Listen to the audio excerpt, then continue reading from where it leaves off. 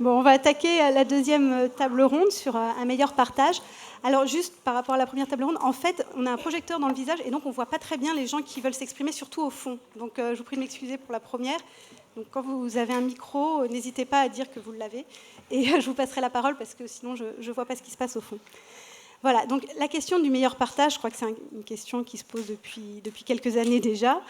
Ce que je propose, c'est que ce panel essaye de répondre chacun à son niveau à ce que c'est qu'un meilleur partage, quels sont les leviers qu'on pourrait activer. Et je me permets de commencer par Marie Sellier, présidente de la SGDL, qui quand même depuis assez longtemps prône un meilleur partage.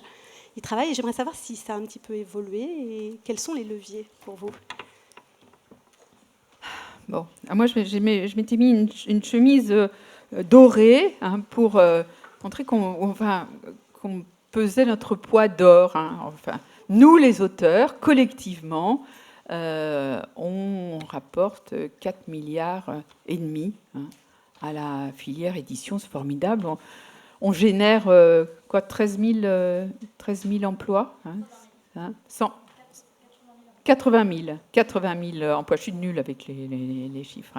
80. Donc, c'est pas rien. D'ailleurs, la loi le reconnaît, qui stipule qu'on doit percevoir une rémunération juste et équitable. Alors, aujourd'hui, le dernier... Je reviens quand même sur les chiffres. Je sais, on en a beaucoup parlé, mais c'est plus 8%, c'est 7,2%. La dernière étude SCAM et GDL montre que les droits d'auteur s'établissent autour de 7,2%. Est-ce que c'est juste et équitable? Je ne le pense pas, et d'autant qu'il y a une dégradation. Pour ma part, effectivement, Anne-Sophie, depuis que je suis présidente de la... Anne-Laure, non mais... Depuis que... Vous m'entendez pas? Non.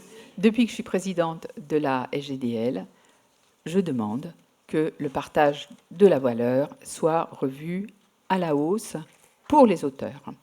Et ce pourcentage de 10% qu'on brocarde, qu'on met en avant aujourd'hui, il n'est pas du tout nouveau. Il a fait l'objet d'une communication à Francfort il y a 2 ans avec nos homologues italiens, allemands, espagnols. C'est le CPE qui portait déjà cette revendication, 10%, des avaloirs pour tous, plus de transparence, des livres mieux soutenus, etc. Vincent, qui est là, c'est bien que je porte cette revendication. On en a souvent parlé ensemble.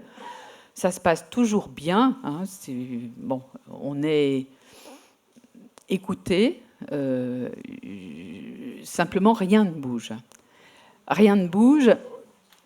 Alors, bon, de mon point de vue, rien ne bouge parce que à chaque fois, alors on nous dit allez voir les éditeurs les uns après les autres, parce que collectivement, on ne peut rien pour vous. Rien pour vous parce que on pourrait être suspecté par Bruxelles d'entente illicite. Je dirais que bon, si en entente, elle existe bien, par exemple dans certains secteurs, prenons à hasard la jeunesse, où comme par hasard, tous les éditeurs appliquent des taux dégradés par rapport à la littérature générale. Et du coup, qu'est-ce qu'on a fait? On a pris notre bâton de pèlerin et on est allé voir, effectivement, les éditeurs, les uns après les autres. Et ça n'a rien changé. Alors, de temps en temps, oui, il y a un éditeur qui dit « Ah, j'ai augmenté mes pourcentages ». Mais ça n'est jamais à l'échelle d'une maison, enfin d'un groupe, pardon. Ça peut être à l'échelle d'une maison, et puis de toute façon, on n'a aucun moyen de vérifier. Et je crois vraiment qu'aujourd'hui, il est temps de travailler ensemble à ce minimum de droits d'auteur garantis.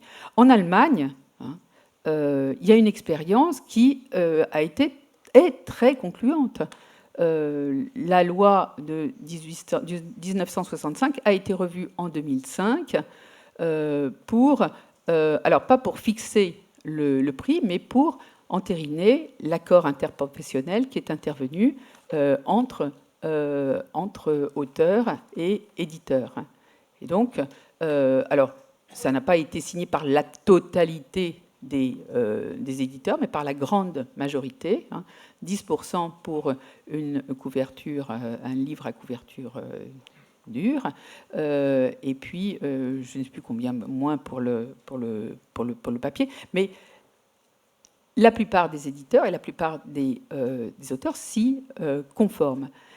Est-ce qu'on ne pourrait pas faire la même chose en France? Et moi, je demande solennellement au pouvoir public de nous accompagner dans cette négociation avec les éditeurs. Après tout, ça a pas mal marché pour le contrat d'édition à l'ère numérique. On pataugeait un peu dans nos négociations, on n'arrivait pas à en sortir par le haut, et c'est vrai que Pierre Sirinelli nous a quand même permis d'accoucher d'une solution. Alors bien sûr, ce sont des compromis, mais acceptables pour tous. Donc voilà, je crois qu'il est temps qu'on sorte par le haut de cette question dans laquelle on est complètement embourbé. Vous voyez bien qu'il y a une espèce de colère qui monte. Alors, on crée de nouvelles associations pour porter ce même mécontentement, mais est-ce que ça sert à quelque chose, ça? Est-ce qu'il ne vaut pas mieux qu'on se retrouve tous autour? On est partenaires, on ne ferait pas de livres si on ne s'entendait pas avec nos éditeurs. C'est la base de tout. Je ne peux pas imaginer de travailler avec un éditeur avec lequel je ne m'entendrai pas. On s'entend, on est partenaires. Il est normal qu'on aborde ensemble cette dimension économique. On est dans une industrie, les auteurs en ont conscience, on n'est pas juste des petites choses fragiles qui se situent là-haut. On fait des produits qui se vendent, qui génèrent une valeur. La valeur qui revient à l'auteur n'est pas suffisante. Ensemble, faisons en sorte de la faire augmenter. Voilà. Merci. Avant de vous passer la parole, Vincent Montagne, je vais peut-être juste passer la parole à Samantha Bailly sur cette notion d'auteur et d'auteur professionnel. Vous êtes présidente de la Ligue des auteurs professionnels. Est-ce que vous pourriez m'expliquer ce que c'est qu'un auteur professionnel par rapport aux autres? Ils sont non... Alors, ce n'est pas du tout sous cet angle qu'il faut le prendre. Donc voilà, nous allons reprendre les bases. Reprenons toujours les bases sur qu'est-ce qu'un auteur aujourd'hui. La grande difficulté qui nous secoue tous, c'est que nous ne sommes pas reconnus comme des acteurs économiques du secteur et comme exerçant un métier. C'est un combat qui est mené, comme tu disais Marie, de très longue date. Rappelons qu'en 1936, la SGDL a soutenu le projet de loi de Jean Zay, qui était un projet de loi pour la création d'un statut professionnel de l'auteur comme un travailleur intellectuel, et donc reconnaître que non seulement il y avait une part de création et de rémunération, évidemment, en droit d'auteur, mais qu'il y avait aussi une dimension de travail qui devait à un moment donné être reconnue, puisque l'auteur aussi participait à une chaîne économique. Le projet de Jean Zay était absolument visionnaire. Il faut savoir qu'il a posé les bases, d'ailleurs, du projet de loi de 57 du droit d'auteur, notamment la notion de droit moral, qui est encore en vigueur aujourd'hui, et que finalement, ce long combat, comme tu le disais, Marie, c'est vrai qu'il nous secoue de très longue date, qui est tout simplement l'émergence de cette notion de métier. Le terme d'auteur professionnel, c'est la façon de conjuguer deux antagonismes sur lesquels on est. La valeur symbolique de l'auteur, c'est-à-dire qu'on nous ramène à notre condition symbolique, on nous ramène au fait que nous sommes finalement des créateurs uniquement d'œuvres de l'esprit. Mais nous ne sommes pas que ça, et je crois que les discussions qui ont eu lieu ce matin le prouvent, nous sommes aussi des corps. Le Code de la propriété intellectuelle, il s'intéresse à une seule chose, essentiellement, à l'esprit. Nous sommes des créateurs d'œuvres de l'esprit. Aujourd'hui, ce qu'on revendique, c'est de dire qu'on est aussi des corps biologiques. Quand on parle de congé maladie, quand on parle de rémunération, on parle de reconnaissance d'être aussi des travailleurs, c'est-à-dire des acteurs de cette chaîne. Et on est tous unis derrière cette question. Le fait de poser la notion de professionnel, ce n'est pas une question de catégorisation, c'est la question de faire émerger l'idée que nous aussi, nous exerçons ce qui est bien et bien un métier. Quand on parle de métier, comme ça a été très justement rappelé par notre cher économiste ce matin, on parle du fait qu'on ne peut plus être la variable d'ajustement. On parle du fait qu'il faut passer des accords interprofessionnels et qu'il faut se positionner comme un corps professionnel. Et c'est cette idée donc qui est défendue par ce biais-là, car on pense qu'il faut en fait changer de paradigme et que tant qu'on sera uniquement sur des questions d'être la variable d'ajustement, en permanence, on ne pourra pas sortir en fait de ces débats. Les récentes réformes qui nous sont arrivées, ce sont des réformes très normatives. Dans le Code de la sécurité sociale, il n'y a pas d'ambiguïté, on est des travailleurs. On l'a vu, on nous impose un certain nombre de réformes qui vont vers les travailleurs. Et le hiatus et la douleur qu'on rencontre, c'est le fait que de l'autre côté, dans un secteur, nous ne sommes pas vus comme des travailleurs, nous sommes uniquement vus par le prisme de nos œuvres. Et c'est la grande question qu'il va falloir soulever, ça a été ébauché par l'économiste tout à l'heure, c'est la question d'un changement de paradigme. Parce que c'est ça qui nous intéresse, c'est de dire qu'à un moment donné, on mélange absolument tout. Je vais vous raconter juste une toute petite histoire. J'ai fait un master d'édition. Parce que quand j'ai commencé à publier mes livres, je me suis dit, je vais essayer de faire les mêmes études, j'ai fait aussi littérature comparée, mais que les éditeurs avec lesquels je veux travailler, parce que je suis forte en exercice d'empathie pour me dire, je vais essayer de les comprendre. La première chose qu'on m'a dit, on m'a demandé de faire un compte d'exploitation, donc j'ai commencé à le faire, et je publiais déjà des livres. Et l'éditrice qui animait le cours nous a dit, bon, par contre, si vous avez des coûts là, ce que vous pouvez modifier, c'est la part de l'auteur. Donc vous pouvez la faire tomber à 5%. Donc j'ai levé la main en disant, excusez-moi, j'écris en plus des livres, je publie, pourquoi ? On m'a dit, mais parce que c'est là qu'on peut jouer sur les marges. Ça, cette expérience-là, pour moi, elle a été fondamentale pour dire, mais en fait, nous sommes aussi des professionnels, et jamais dans ce master, on a évoqué l'auteur comme étant un acteur professionnel de la chaîne. La seule chose que j'ai demandé, c'est alors comment on fait avec les auteurs, quelles questions on va poser sur cette relation. On m'a dit, le moins ils en savent et le mieux on se porte. C'est ce que j'ai entendu quand j'avais 20 ans. Aujourd'hui, ça ne sert à rien, en effet, de diviser. Mais diviser, ce n'est pas la question des associations. Diviser, c'est la question de la parole qu'on doit porter en commun. C'est-à-dire de dire qu'aujourd'hui, revendiquer que c'est un métier, c'est une revendication qui doit être commune et portée par tous. Et c'est d'ailleurs l'acte fondateur même de la Société des gens de lettres. C'est Balzac qui dit « Je suis un travailleur. Mon geste, c'est du travail. Je ne suis pas seulement un esprit. » Donc aujourd'hui, on ne devrait même plus être secoué par cette question de dire qu'on est des professionnels. Qu'est-ce qu'un professionnel par rapport à autre chose ? Non, mais c'est juste qu'en fait, on l'est. Nous sommes des acteurs économiques de cette chaîne. Qui dit être acteur économique et reconnu comme un corps professionnel, ça veut dire commencer à pouvoir rentrer dans le nerf de la guerre de minimum de rémunération. Et c'est ce que nous voulons, je crois, tous aujourd'hui. Donc peu importe les formes que ça prend, quand on rencontre des parlementaires, quand on lance Extinction culturelle, ils ouvrent tous des grands yeux en nous disant « Mais je ne comprends pas. Vous exercez un métier, vous êtes des intermittents, c'est ça ?» Et on leur explique « Ah non, on n'est pas des intermittents. Nous avons un régime spécifique, dérogatoire, qui nous assimile salariés. » Enfin bon, bref, vous connaissez un peu maintenant l'histoire. Ils n'en croient pas leurs yeux. Si on sort 2 minutes du secteur, pour parler au quotidien de ce qu'on vit, ça paraît improbable pour la plupart d'entre nous. Donc c'est bien cette notion de métier qu'on doit mettre au cœur, et c'est bien ce changement de paradigme, qui est d'ailleurs au cœur de la mission Bruno Racine qui a été accompagnée, qu'on doit défendre aujourd'hui tous ensemble.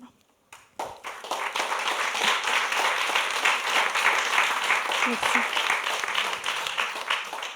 Et du coup, Vincent, je me tourne vers vous. Au niveau d'un syndicat professionnel, syndicat des éditeurs, quel est le levier pour jouer pour réfléchir à ce taux ? Est-ce que vous pouvez, à votre niveau, et sous quelle forme ? En tout cas, merci de nous avoir invités. Je pense que c'est un point qui me tient à cœur, et Marie le sait bien, que je pense qu'on est sorti en 2012-2013 des ornières du contrat en dialoguant et en discutant. Je pense qu'il faut continuer à le faire. Samantha vient de dire un certain nombre de choses que je partage, et je pense que dans la notion d'auteur professionnel, je pense que c'est un peu compliqué de l'opposer aux amateurs ou ça, parce qu'il y a un devenir, mais il y a une logique de seuil économique. Et donc ça, dans cette logique-là, il faut réfléchir à ce que, en pourcentage de nombre d'auteurs, parce que comme vous le savez, il y a des centaines de milliers d'auteurs, et il y en a quelques milliers qui atteignent un certain seuil. Il faut aussi réfléchir à l'organisation pour que on puisse gérer ce qui est un métier pour nous complexe, dans la mesure où notre métier, c'est pas de faire un livre, c'est d'en faire 10 pour qu'il y en ait un qui se vende. On est donc dans une économie d'offres, et une économie dont on ne sait pas à l'avance si on vendra, ce qui rend des éditeurs très, très pessimistes ou des éditeurs très optimistes, chacun a son style. Donc je pense que ça, c'est un point qui est au cœur de la racine de ce métier. Le camembert que nous avons vu, c'est plus un compotier avec des pommes et des poires, parce qu'on mélange absolument tout. Et je pense que c'est comme si on se disait, les libraires ont 36%, donc forcément, ils s'octroient la part la plus importante et vivent dans une certaine opulence. On sait bien qu'il n'en est rien. Et donc, il faut avoir un raisonnement économique global. J'ai beaucoup aimé cette analyse économique faite par Olivia, mais je constate juste un point. Elle n'a jamais cité le mot lecteur, consommateur, c'est-à-dire celui qui paye et qui achète en bout de ligne. C'est-à-dire qu'on peut raisonner abstraitement, mais quand on est dans le concret, puisque les infrastructures déterminent les superstructures, le temps que nous consacrons à lire baisse graduellement d'année en année. Donc le temps qu'on y consacre, l'argent qu'on y consacre baisse. D'où l'explosion des livres d'occasion sur lesquels aucun d'entre nous n'est rémunéré. Donc c'est un problème. L'explosion du livre de poche qui, d'ailleurs, en 2018, pour la première fois, baisse. Donc on a une économie qui est à moins 4,5% en 2018. Là, je parle du chiffre d'affaires global des 4 milliards. Pour la première fois, le montant des droits d'auteur versés baisse également. C'est-à-dire on est à 450 millions et quelques. Il n'empêche que parce que le chiffre d'affaires baisse plus, on passe de 10,6 à 11%. Je parle bien de la rémunération des auteurs globalement, qui inclut toutes les rémunérations, y compris les avaloirs non couverts. Oui, mais c'est très marginal. C'est très marginal. Mais non, c'est quelques centaines de personnes. Enfin, c'est moins de 1%. Mais je trouve on est obligé d'être dans la compréhension aujourd'hui de ce que c'est tout l'écosystème qui souffre. Il faut donc réfléchir à ce qu'il y ait une répartition juste et équitable, c'est la loi et on est d'accord. Il faut réfléchir aussi à ce qu'on ne mette pas au tapis un certain nombre de maisons d'édition. Moi, j'ai connu en bande dessinée l'émergence de nouveaux acteurs et qui nous ont fait entrer en bande dessinée dans une économie dite de surproduction. C'est un fait. Et donc nous qui étions les plus gros, on avait l'impression qu'ils nous gênaient et qu'ils ne réussiraient jamais parce qu'on avait une part extrêmement importante. Mais c'est le contraire qui s'est produit. Ils ont émergé et ils ont fait émerger des jeunes auteurs qui n'avaient pas de chance chez nous. Donc c'est complexe la surproduction. Il y a eu dans les années 60-70 des surproductions en encyclopédie de toutes sortes. Il n'en reste plus une seule, ou très peu. Les dictionnaires, c'est pareil. Les beaux livres, je ne me souviens plus qui a dit que la martinière n'était pas sur la paille. Je suis bien placé. D'abord, j'aimerais bien avoir qu'est-ce que vous avez comme information économique. Moi, je les ai. Et je peux vous dire que s'il n'avait pas eu un actionnaire pour les soutenir, ils n'existeraient plus.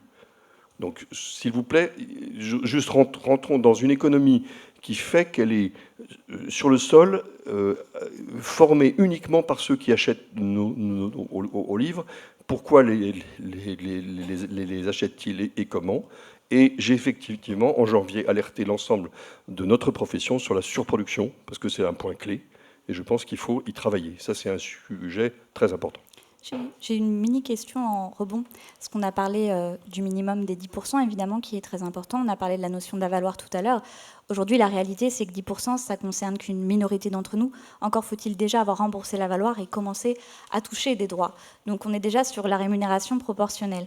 La question de la reconnaissance d'une professionnalisation et d'un métier, c'est aussi une régularité de paiement qui avance. Est-ce que vous, au niveau du syndicat national de l'édition, vous reconnaissez le corps professionnel des auteurs et à ce sujet-là, du coup, l'obligation d'arriver maintenant à des avancées extrêmement concrètes pour permettre à un corps professionnel de survivre, puisqu'on parle bien d'une déprofessionnalisation et d'un effondrement aussi de ce corps professionnel? Alors, je viens d'un métier, donc la bande dessinée, où on avait une rémunération régulière des auteurs parce qu'on vient de la presse et qu'on les payait comme des journalistes en fin de mois. Donc la régularité du paiement, je le comprends bien, dès lors qu'on est dans des auteurs professionnels au sens où c'est le nombre qui génère un coût informatique énorme. Et donc quand c'est sur une part à définir ensemble, c'est-à-dire c'est un seuil, et puis après, moi je pense qu'on peut arriver à à améliorer On pourrait passer à une reddition de compte compte trimestrielle, par Ben, exemple. moi, je n'y serais pas opposé. Mais je parle en tant que groupe, là, je ne parle Oui, pas en bien tant sûr. que président du syndicat, je suis obligé de... Parce que ça, ce tenir serait des compte signes du bureau. forts pour nous. C'est-à-dire vraiment d'avoir face à nous des éditeurs et des maisons d'édition qui reconnaissent vraiment nos besoins, qui sont aussi des questions de survie. Aujourd'hui, là, on le voit, la plupart des auteurs et des autrices qui sont dans la salle dépendent de ces revenus-là. Je veux dire, notre quotidien, c'est aussi de nous retourner sur ces réformes-là, de voir le casse-tête que c'est pour nous, le prélèvement à la source. Il faut qu'on soit accompagné par les éditeurs dans cette forme de professionnalisation qui justement accompagnerait et permettrait quand même de faciliter et de résister à là tout un tas d'effets qui arrivent. Nicolas, Martin Hajdari, tout à l'heure, si j'ai bien compris, à la fin de son intervention, a dit que s'il sentait une volonté de l'interprofession, c'est-à-dire auteur et éditeur, il était prêt à intervenir, enfin, le ministère de la Culture était prêt à intervenir comme médiateur pour faire avancer ces négociations. J'aimerais qu'on... Enfin, qu'est-ce que tu en penses, toi, Vincent, de cette idée-là? C'est-à-dire qu'on lance très rapidement qu'on entre en négociation, comme on l'a fait pour le contrat d'édition, pour essayer de trouver une solution. Est-ce que tu y serais favorable, toi? De quel sujet on parle? Partage de la valeur. Oui, mais je pense que les 10%, c'est un faux problème. Je le dis vraiment, je pense que ça ne résoudra rien, ça ne résoudra pas ceux et surproduction. Qui n'ont pas des... Et surproduction. Oui, mais je voudrais être clair. Et livre mieux soutenu, hein, c'est-à-dire une édition plus responsable. Des livres moins nombreux, mieux soutenus, des auteurs mieux payés. Voilà. Est-ce qu'on peut réfléchir ensemble à cette problématique? Alors, on peut réfléchir à la problématique dans son ensemble, mais je ne voudrais pas que la profession se prive de jeunes auteurs qui vont être écartés par le fait que les éditeurs ne les prendront pas avec une exigence d'un taux trop élevé. Et donc, notre expérience aussi, c'est que c'est pas si simple, il faut que les auteurs installés acceptent aussi l'arrivée de jeunes auteurs, et que même un Skuyten se rend compte que pour faire un Black et Mortimer, il lui faut 3 ans et que c'est compliqué. Et donc que la professionnalisation, elle est dans les deux sens, c'est-à-dire le temps qu'on consacre à une œuvre doit être aussi porté par une volonté acharnée de travail. Il y a beaucoup d'éditeurs qui aujourd'hui sont en perte et qui n'arrivent pas à équilibrer leur compte depuis longtemps. Nous, il y a, je ne sais pas, 2000 ou 3000 éditeurs, il y en a 720 au syndicat, il y en a 74% qui sont en perte. Donc on dit, c'est une règle complexe dans laquelle moi je sais pas si...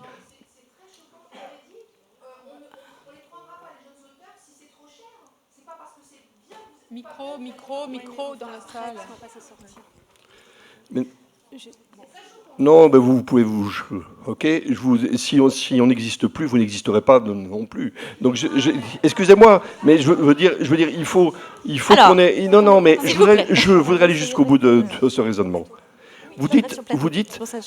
Est-ce que je peux répondre du coup? Vous m'autorisez à répondre pour vous? Maintenant, aujourd'hui. Pardon. Vous voulez... Non, mais. Harry a dit on est à l'origine des 4 milliards de chiffre d'affaires. C'est vrai pour la littérature, c'est vrai pour beaucoup de secteurs. Je ne sais pas quel pourcentage il faudrait affecter à ça, mais beaucoup de secteurs qui ont fait la rentabilité de l'édition depuis un siècle sont le fait de décisions des éditeurs, de la création interne. Donc il y a la création interne, il y a des auteurs. On est dans un écosystème qui est le même, on est ensemble. Donc je suis désolé, c'est un équilibre économique sur lequel il faut travailler. Et je ne le dis pas, on ne va pas dire c'est un jeune auteur, il est trop cher, je ne le prends pas. On est dans l'incertitude permanente de l'échec ou de la réussite. Donc on se concentrera sur ceux qui marchent. Et plus on se concentre sur ceux qui marchent, ceux qu'on peut promouvoir, et dans l'étude, il a été dit qu'on mettait peut-être trop de moyens sur un auteur confirmé qui a déjà une chance d'être rentable. Ben oui, parce qu'on veut qu'il soit très rentable. Parce qu'il finance les autres. Sans le financement par les best-sellers des jeunes, il n'y aura plus de création éditoriale pour les jeunes auteurs. Je crois qu'il faut prendre le problème dans un autre sens, même si j'entends sur la fragilité de maisons d'édition indépendantes, etc. Aujourd'hui, je ne parle pas du chiffre d'affaires, je parle du bénéfice net du groupe Hachette Livre, c'est 82 millions d'euros. Je pense que quand on parle de fragilité aujourd'hui, il faut être précautionneux dans le contexte social dans lequel on est. Les fragiles, actuellement, ce sont quand même les auteurs et les autrices qui sont ici, même si on reconnaît bien sûr qu'il y a des maisons d'édition et qu'il y a un système économique qui est particulier. On est quand même dans des injonctions paradoxales qui sont insupportables, il faut l'entendre pour nous. On nous dit que le droit d'auteur, c'est la rémunération proportionnelle en cas de succès. Pas de problème. Et en même temps, on nous dit quand vous êtes jeune, quand vous débutez, on est presque pris comme des travailleurs sur notre taux d'inexpérience, on va dire, où on nous répond « Ah ben vous démarrez juste », comme si on était des jeunes stagiaires qui démarraient, on nous disait « Vous démarrez dans quelque chose ». Donc on est vraiment dans un total paradoxe où à chaque fois, cette idée de rémunération proportionnelle est vraiment retournée contre nous pour tout simplement nier cette notion de profession. Si on pose des minimums à un moment donné, c'est renforcer un corps professionnel. Aujourd'hui, on est dans une déprofessionnalisation. On ne cesse d'avoir des tribunes d'auteurs et d'autrices qui disent « j'arrête », qui disent « j'arrête, je ne peux plus ». Ce n'est pas supportable. Nous, ce qu'on attend aujourd'hui des maisons d'édition, c'est qu'en effet, c'est de solidifier des livres qui sont bien accompagnés, avec des rémunérations minimum, où dans la logique, il y a un respect et une éthique vis-à-vis d'individus qui sont à l'origine de la création. C'est pour ça que j'insiste à chaque fois sur les éléments de langage où on est vraiment sur une double peine, où et en même temps on nous explique qu'en rémunération on ne peut pas fixer le minimum, que c'est impossible, que ça va pénaliser, etc. Et d'un autre côté, à chaque fois on nous prend comme des jeunes travailleurs qui démarrons. Il y a là une ambiguïté, une ambivalence qu'il faut lever. Il faut savoir qu'aujourd'hui nous ne sommes pas rémunérés pour le travail que nous fournissons. Nous sommes rémunérés, en effet, dans une forme de spéculation sur les ventes qui vont arriver. On comprend.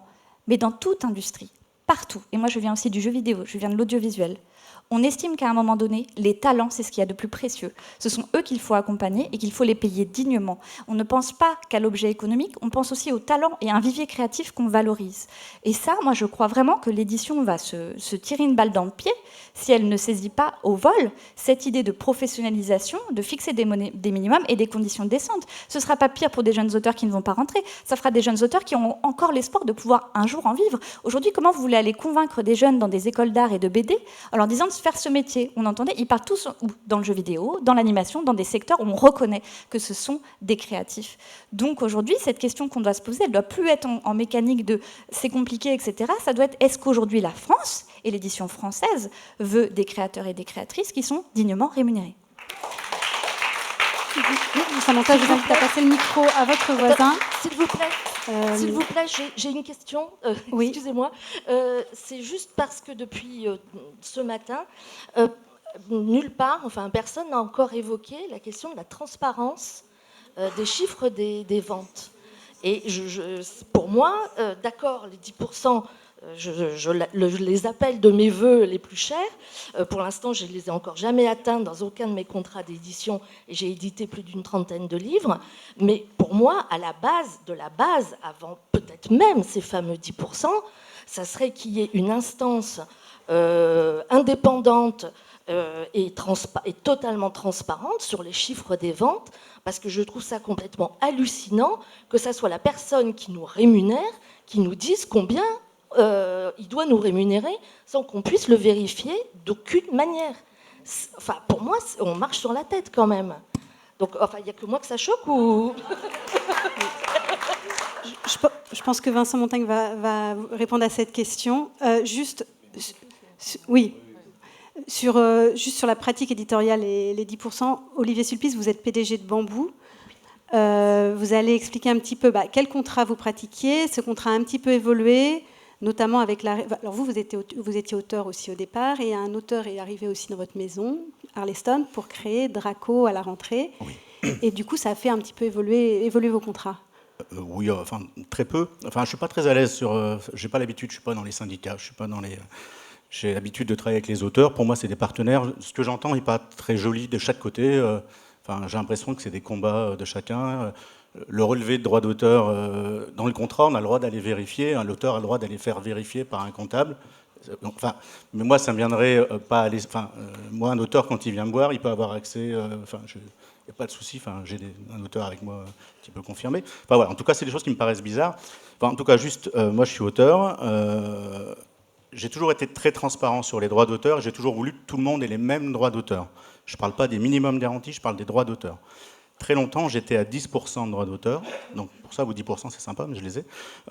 Et on était à 12% quand on arrivait à 20 000. Et je redonnais 2% rétroactivement à 20 000 exemplaires, parce que j'estimais qu'à 20 000 exemplaires, je commençais à gagner pas mal d'argent. Et donc c'était normal de rétribuer l'auteur un peu plus. Donc il recevait une prime de 3 000 à 4 000 euros, puisque c'est des bouquins à 10 euros. Enfin, bon. Donc ce que j'ai fait depuis très longtemps. Quand on a commencé à monter une maison d'édition donc, en actionnariat avec Arleston, qui est un auteur de fantasy, science-fiction, les premiers bouquins sortiront en septembre. Christophe Arleston me dit, moi sur mes contrats, je vais jusqu'à 14%. Je me vois mal négocier avec des auteurs à moins de 14% à un certain niveau. Sachant que moi, j'avais déjà mes contrats rétroactifs, donc on a discuté. J'avais aussi Hervé Richer, qui est mon directeur de collection sur Grand Angle. On a discuté tous ensemble. Et donc on a convenu du fait qu'on serait à 12% depuis le début. À 20 000 exemplaires, on serait à 13%, non rétroactif pour le coup, et 14% à 40 000 exemplaires. Ce qui me semblait, moi, naturel. Par contre, ce que j'ai toujours annoncé, c'est que je ne me battrai pas sur les minimums garantis. Donc on a été en concurrence avec des auteurs. Moi, je ne suis pas forcément pour le fixe, pour le coup, donc je vais me faire des amis sur les taux, mais peut-être pas sur le fixe.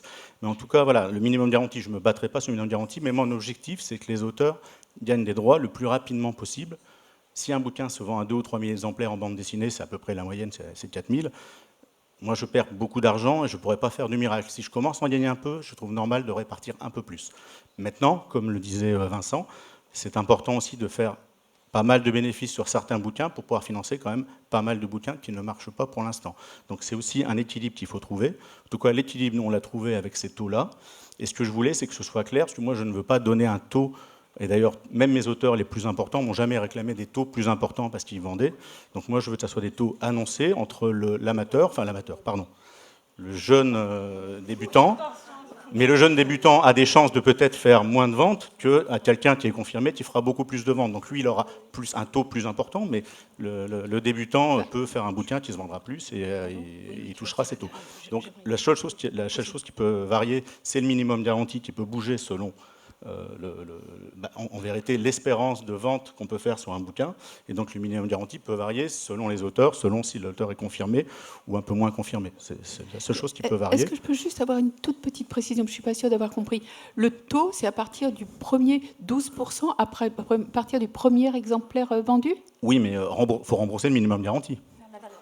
Mais minimum, la valeur, je sais pas comment vous on n'a dites, pas de minimum. excusez-moi. C'est pour ça qu'on ne comprend pas, parce que Ah, c'est à d'accord. valoir. Moi, j'appelle ça un minimum garanti. Enfin, d'accord, ok. Alors, la valoir, si vous. D'accord, oui, mais ça, c'est tout à fait normal. Et vos avaloirs, ils se montent à combien? Oui, je suis en train de chercher mon métier de demain. Les avaloirs, c'est entre 300 et 400 euros la page. Je parle de bande dessinée, pas un roman. D'accord.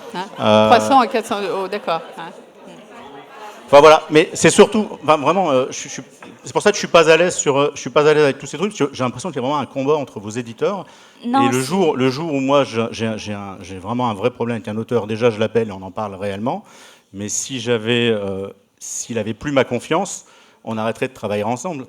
Je ne pourrais pas travailler avec un auteur qui n'a pas ma confiance. Ça, c'est une certitude. J'ai juste un petit point, après je vous laisserai, tranquille. Je l'ai adapté sur tout le groupe. J'ai racheté aussi Fluide Glacial, qui est une superbe maison d'édition. Et donc, il y a un magazine et un album. Les taux peuvent varier, pour le coup, différemment. En gros, ce que je veux, c'est que les auteurs touchent des droits le plus rapidement possible. Là, on a la chance, avec Fluide Glacial, d'avoir un magazine dont les auteurs, les pages sont payées dans le magazine, ce qui fait qu'ils ont un remboursement beaucoup plus rapide sur les albums. Donc là, ceux-là peuvent ne pas être à 12% du début, puisqu'ils auront beaucoup moins à rembourser. Après, ils rattraperont si le bouquin se vend. Voilà, je précise juste parce que ce n'est pas tous les auteurs pour l'instant. Et ça fait 2 ans qu'on a récupéré Fluide, donc il faut encore adapter. Et juste pour finir, on vient de faire on a fait le relevé à fin décembre, on l'a fait il y a un petit moment quand même.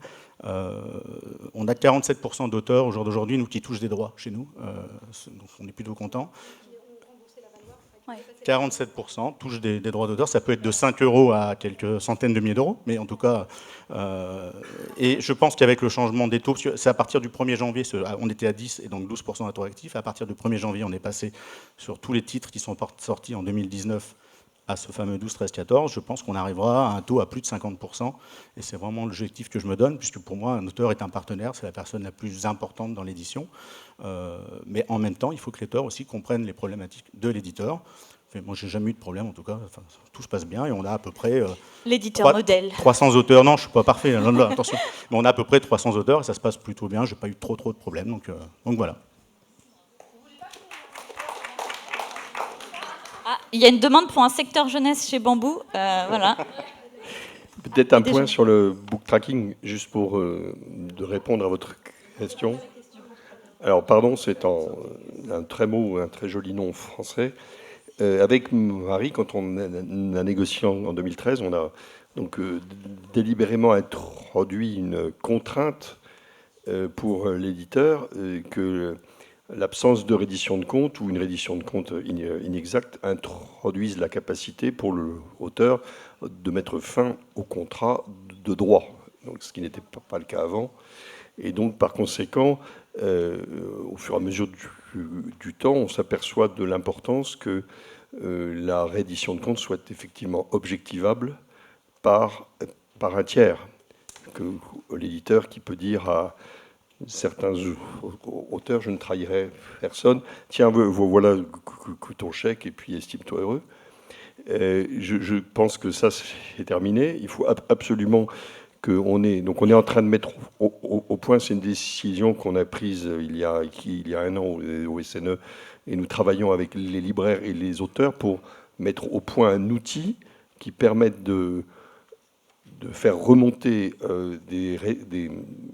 des ventes fermes, des résultats beaucoup plus précis sur les ventes à destination des éditeurs et des auteurs en parallèle, sans que l'auteur soit redevable de cette information par son éditeur. Voilà. Alors ça ne réglera pas le problème des droits étrangers, d'un certain nombre de droits annexes, mais on peut supposer que c'est déjà un élément important d'objectivation des ventes, et c'est ce qu'on est en train de mettre en place. On y travaille vraiment intensément, c'est assez compliqué, mais on va le faire en tout cas. Juste, ouais. Je peux me permettre oui, je sais que vous y travaillez. Si je peux me permettre quelque chose, je trouve que les auteurs ne sont pas suffisamment associés à ce travail. En fait, quand on avait lancé ça, on s'était dit qu'on se ferait vraiment des réunions auteurs, libraires, éditeurs pour définir un outil. Là, on a l'impression que, bon, ça nous échappe complètement et qu'un jour, vous arriverez avec une solution qui n'aura pas été véritablement... je ne sais pas s'il faut parler de négociation, mais en tout cas, peut-être comprise à chaque étape. Et ça, je le regrette. Je crois que je peux parler au nom de la SGDL, mais aussi au nom du CPE. Hein. Et je me dis, est-ce que à partir de maintenant, là, on ne pourrait pas être davantage associés ? Juste un mot. En tout cas, c'est pas si simple de mobiliser GFK et ceux qui ont aujourd'hui les éléments. GFK se porte pas si bien que ça sur le livre, donc ce qui prouve que aussi c'est pas un secteur pour eux qui les intéresse le plus. Donc on est en discussion avec eux pour pouvoir bénéficier de ce qu'ils ont fait. Et donc on est on est loin de pouvoir finaliser la fine remontée des informations pour les auteurs. Mais vous serez totalement associé à la définition de ce que l'on veut. Il n'y a absolument aucun doute là-dessus. Bonjour, je me permets juste de prendre la parole. Je suis autrice. Je voudrais juste en revenir au sujet qui est le meilleur partage et donc avoir vos réactions face à ce modèle vertueux que nous propose Bambou. Apparemment, c'est possible et ça marche. Donc j'aimerais bien qu'on reste sur ce dont il a parlé, c'est-à-dire des pourcentages qui sont très, très honorables, des auteurs qui sont très bien traités et une maison d'édition qui fonctionne. Et avec quelque chose, je veux juste préciser, qui est très intéressant, on a parlé du tarif à la page. Il y a quelque chose qu'on n'a jamais évoqué là jusqu'ici pendant ces états généraux, mais on parle quand même de rémunération, c'est la façon dont on est rémunéré. Lavalloire, il était très présent en littérature générale, il était très peu présent en bande dessinée.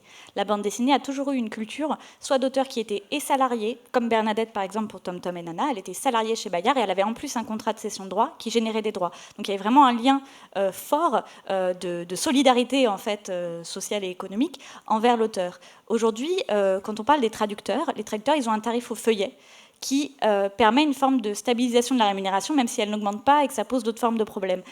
Dans Lavalloire, on n'a qu'une idée de spéculation sur les ventes à venir, et le tarif à la planche, c'est déjà une façon de rémunérer en proportion à un certain temps de travail, peut-être pas, mais en tout cas d'une quantité et d'une quantification. Nous, on n'a pas vraiment d'équivalent en jeunesse, voilà, on est toujours sur ce côté amortissable. C'est à la planche. Il y a aussi les fixes qui ont existé dans la BD, peut-être que là, qui sont moins... Bon, on ne peut pas être parfait, c'est déjà très bien. Mais en tout cas, ce qui est certain, c'est que ces questions d'une rémunération fixe en amont, elle a existé et elle se dégrade. C'est ça qui nous intéresse. C'est pour ça que ça passerait par une commande où vous commanderez 150 pages pour un roman Aujourd'hui, jeunesse. le contrat d'édition, il est quand même très particulier parce qu'il mélange beaucoup de choses, et ça, je voudrais vraiment le dire. Aujourd'hui, avec un avaloir, on nous demande des deadlines avec des rendus qui sont de plus en plus pressés. On nous demande de faire notre promotion, on nous demande de nous déplacer. Parfois, on nous demande même de prendre en charge les frais de correction à certains niveaux. Bref, les contrats se transforment en des formes de contrats de commande qui mélangent et la cession de droit, donc l'autorisation d'exploitation, et d'un autre côté, on nous demande de faire tout un tas de choses. Donc aujourd'hui, c'est une vraie question, ne serait-ce que même sur le plan du droit du travail à un moment donné, de dire ça nous rend corvéables à merci aussi, ça nous oblige à faire absolument tout. Et quand Bessora parlait de couteau suisse, c'est aussi parce que contractuellement, on mélange beaucoup de notions dans ce même contrat d'édition qui relèvent et de la cession des droits et de l'acte de création en soi-même. Laure, sur cette question de contrat, vous êtes Laure Péchère, vous êtes agent au sein de l'agence Astier Péché. Et donc, vous en élaborez beaucoup des contrats, vous travaillez avec beaucoup d'éditeurs différents. Est-ce que vous pourriez nous dire si vous voyez beaucoup ces 10% et puis tout ce qui est évoqué là, les questions d'avaloir Oui. Alors, déjà, merci de m'avoir invité, parce qu'en tant qu'agent, on est évidemment un intermédiaire entre les auteurs et les éditeurs, même si on représente les intérêts des auteurs. On a face à nous des éditeurs, et on est là justement pour faire en sorte que les choses se passent bien. Et on est témoin d'une diversité de situations qui vont des plus heureuses aux plus malheureuses. Donc ça, c'est le premier point. Concernant les 10%, dans un sens, c'est très bien, ces 10%, et c'est bien que ça ait été le slogan un petit peu de cette journée, parce que ça établit un usage. C'est-à-dire que ça vous permet, en tant qu'auteur, de savoir qu'il y a cette norme qui est de 10%. Alors après, est-ce qu'on l'établit de façon dictatoriale en disant c'est 10% point, et pourquoi pas, enfin, je veux dire, ça peut être un modèle, ou est-ce qu'on reste dans une négociation permanente? C'est une vraie question. Mais en tout cas, d'établir une norme, ça vous donne un point de repère et qui peut éviter des excès, comme on en voit en ce moment, de pourcentages qui dégringolent à des taux invraisemblables. Nous, on voit là récemment des taux qui ne sont plus acceptables. Mais j'ai envie de dire que s'ils ne sont plus acceptables, ils ne devraient pas être acceptés par les auteurs. C'est-à-dire que parmi vous, il y en a qui acceptent parce qu'ils ont peur de ne pas être... Ils préfèrent être publiés à ces conditions-là que de ne pas être publiés du tout. Et ça, c'est un choix qui, qui appartient aussi à l'auteur. Donc, il y a cette valeur de l'usage qui est importante. Il y a le fait aussi que si on établit un usage comme celui-ci à l'intérieur des maisons d'édition, lorsqu'on conçoit un projet éditorial, moi j'étais au départ dans une maison d'édition, on est nombreux comme agents à avoir été avant dans des maisons d'édition, donc l'avantage, c'est qu'on comprend les deux logiques de l'intérieur. quand on conçoit un projet éditorial dans une maison, on ne devrait pas concevoir des projets éditoriaux qui sont non viables, c'est ce que disait Samantha tout à l'heure, à partir du moment où on ne peut pas dégager une enveloppe de droits d'auteur de 10%. Après, qui est ventilée, il y a la question de la ventilation des droits d'auteur qui est un autre gros problème. Mais si un projet n'est pas viable avec un auteur correctement rémunéré, au sein des maisons d'édition, et en particulier de certaines maisons d'édition, ça ne devrait plus être possible. Et troisième avantage, qui est une conséquence, ça permettrait du coup d'enrayer une certaine surproduction en disant un auteur qui est bien, un auteur qui est mal rémunéré, un auteur cheap, c'est un auteur qui entraîne ou qui alimente une certaine surproduction. Donc, de ce côté-là, je trouve que le 10%, et de toute façon, quand on est agent, enfin, surtout en littérature générale, je ne parle pas de la BD parce que moi, je ne le connais pas, le secteur de la BD, honnêtement. Et en jeunesse, voilà, il y a quelqu'un de nouveau à l'agence qui va s'occuper de la jeunesse. Je sais qu'il y a de gros problèmes en jeunesse et on est régulièrement appelé par des auteurs, justement, sur ce sujet. Maintenant, ce que je voudrais dire, c'est que un contrat d'édition, c'est une négociation. En tout cas, quand on est agent, c'est une négociation. Et toutes les négociations sont différentes. On a vu chez Camembert ce matin, et je crois que chez beaucoup d'éditeurs, en tout cas, ou de professionnels de l'édition, on a vu que ça posait quelques problèmes de pertinence. Je ne dis pas qu'ils ne sont pas pertinents, ces camemberts. Mais quand on est au sein d'une maison d'édition, on ne fonctionne pas avec des camemberts, on fonctionne avec des comptes d'exploitation. Donc c'est très bien que les auteurs se forment et que vous preniez en main la compréhension de vos droits d'auteur. Mais je pense que cette compréhension, elle passe par la compréhension d'un compte d'exploitation. Et qu'est-ce que c'est qu'un compte d'exploitation? C'est un compte qui établit un point mort. C'est-à-dire qu'on sait exactement à partir de quand un ouvrage commence à rapporter de l'argent à l'éditeur et à partir de quel moment il en coûte. Enfin, en deçà de quel moment il en coûte. Et ça, pour nous, agents, quand on négocie un contrat, évidemment, c'est quelque chose d'essentiel. Parce que tant que l'ouvrage coûte de l'argent à l'éditeur, on a très peu de moyens de négocier. Et à la limite, on peut se dire, c'est normal. Si on ne descend pas, on est d'accord, en deçà de rémunération dite, on va dire, normale, si toutefois ça existe. Mais bon. Au-delà, il y a de nombreux leviers. Et ces nombreux leviers ne passent pas nécessairement par les droits premiers. Évidemment, ça passe par des royalties sur les droits premiers. Mais il y a toute une série d'autres revenus qui rentrent dans le compte d'exploitation, et évidemment, et sur lequel les auteurs devraient faire un petit peu plus attention. Ça ne concerne pas tout le monde, mais j'allais dire aujourd'hui quand même beaucoup d'auteurs. Alors, je ne vais pas rentrer peut-être dans les détails, encore, il faudrait rentrer dans les détails des assiettes. La question des assiettes. Alors, c'est des questions très techniques et je sais que les auteurs, souvent, ont du mal quand on entre dans ces discussions. Mais la question des assiettes, des droits annexes, dérivés, des droits d'adaptation est fondamentale. Et là, c'est pareil, on voit des abus chez certains éditeurs. Et quand je dis chez certains éditeurs, ce n'est pas chez tous. Il y a des éditeurs vertueux. Il ne faut pas non plus adopter une attitude qui consisterait à dire l'éditeur s'en met systématiquement plein la poche parce que ce n'est pas vrai.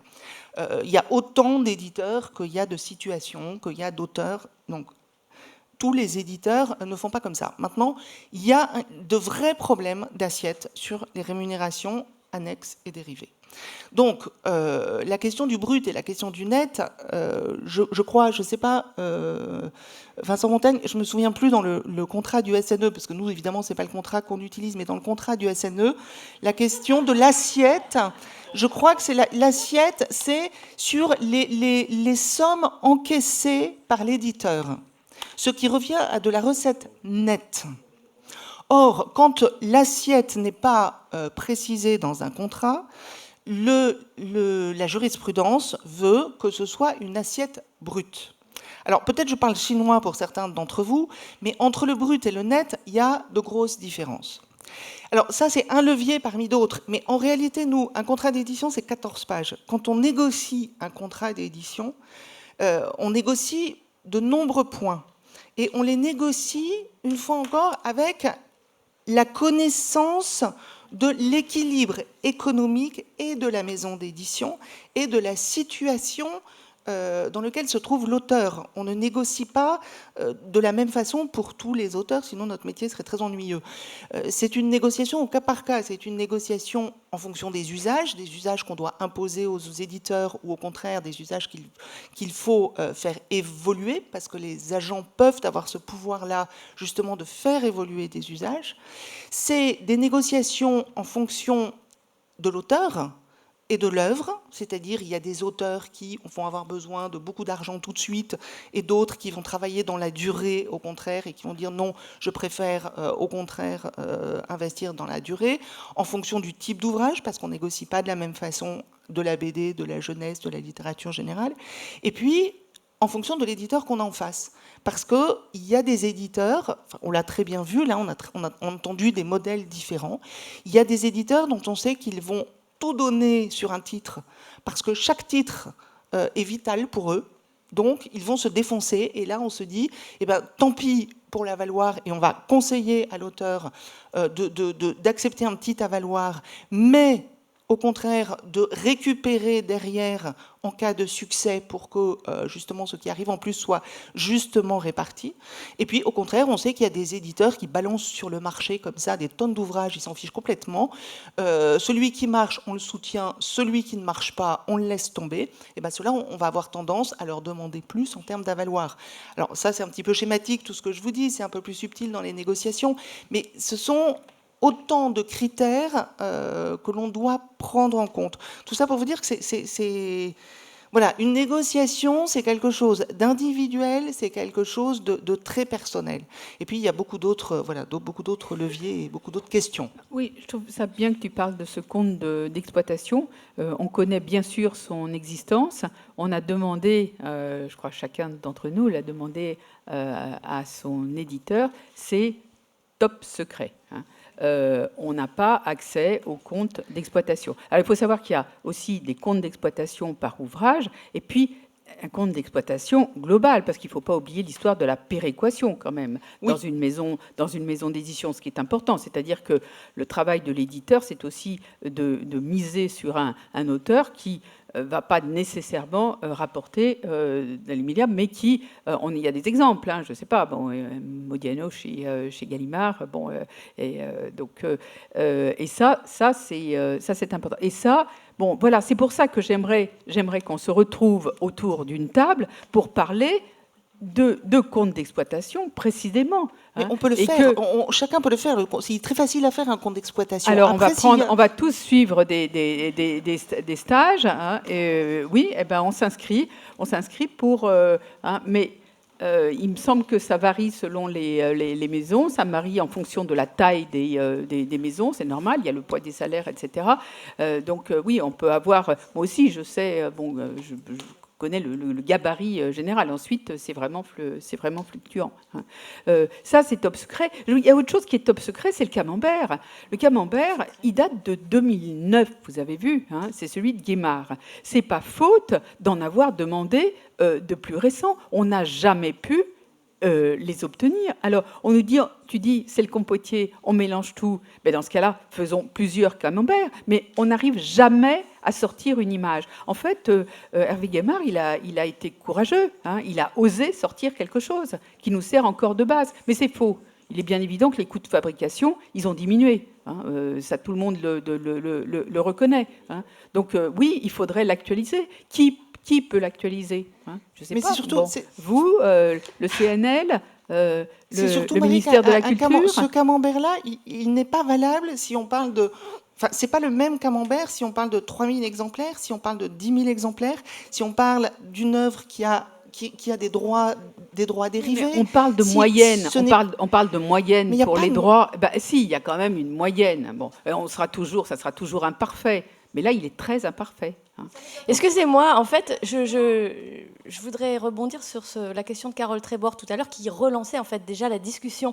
Moi, je voudrais savoir, Vincent Montagne, pourquoi c'est possible chez Bambou et c'est impossible chez vous? Parce qu'en fait, il n'y a que ça qui nous intéresse depuis tout à l'heure. Mais merci, madame, parce que vous nous donnez des billes pour réfléchir, bien sûr. Mais alors, vous parlez de nous, moi, en tant que groupe Média Participation ? En tant qu'éditeur. Bon. Parce que nous avons aussi d'autres spécificités. On est beaucoup plus axé sur le développement des droits dérivés, des droits annexes, des droits audiovisuels. Donc, allez demander à nos auteurs s'ils sont contents ou pas, et ce qu'ils touchent en revenus globalement. Parce que chaque éditeur a des spécificités aussi d'être... Je suis d'accord avec Vincent, il y a des fixes, il y a du fixe aussi chez Média qu'on n'a pas chez Bambou. Attention, moi je vous l'ai dit et je redis, je parle que pour ma maison d'édition. On a aussi peut-être des frais de structure qui sont un peu plus faibles, mais en tout cas, je ne prends pas la parole pour tous les auditeurs, hein, qu'on soit bien clair. Et il y a des avantages. J'aurais adoré être auteur chez Dargaud à l'époque. C'est des éditeurs qui sont sublimes. Oui, mais ça dépend des maisons d'édition. En globalisant, on s'expose à un camembert qui amène une rémunération aujourd'hui à 11%. Et donc, vous voyez bien qu'elle ne représente rien. Ça n'a pas de sens. Il faut le faire secteur par secteur. S'il y avait un camembert à faire, il faut le faire secteur par secteur. La variable d'ajustement depuis 20 ans, ça a été les imprimeurs. Pas vous, pas du tout. Ça a été la réduction. Lorsque vous passez d'un temps à l'âge d'un livre de 1h30 à 9 minutes, vous changez totalement l'économie du livre avec un point mort qui est beaucoup plus faible. C'est tout. Donc il y a plein de facteurs qu'il faut prendre en compte. On peut prendre plein de facteurs. On a parlé de négociations individuelles. Ça, tout le monde est d'accord, bien sûr, le contrat au cas par cas. J'insiste sur un point, parce que moi-même, j'ai un agent, je me défends très bien dans mon contrat, j'ai vraiment pas de problème. Je constate une seule chose, ce que c'est de démarrer, ce que c'est d'être seul, ce que c'est d'être partie faible, toujours face à quand même ce qui est des maisons d'édition, équipées par des juristes, etc., alors que nous sommes des individus, donc il y a toujours un déséquilibre à ce niveau-là. Le fait, à un moment donné, de graver dans le marbre des minimums, ce ne serait qu'une base de négociation qui permettrait, en tout cas, d'éviter des dégradations trop fortes. Maintenant, nous, honnêtement, je vous parle pour la Ligue et pour la charte, on n'a plus le temps. On n'a plus le temps de réfléchir, on n'a plus le temps de discuter. Aujourd'hui, on va aller chercher ces minimums et on va aller les chercher, bien sûr, par une médiation. De toute façon, Franck Riester l'a dit dans son discours, j'interviendrai, je ferai médiation s'il est nécessaire. C'est notre seule chance. On ne peut plus laisser ça. On comprend les logiques économiques de chacun, on n'a pas de souci et on entend qu'il y a des équilibres à respecter. Mais nous ne pouvons pas laisser dégrader maintenant nos situations et donc nous allons agir.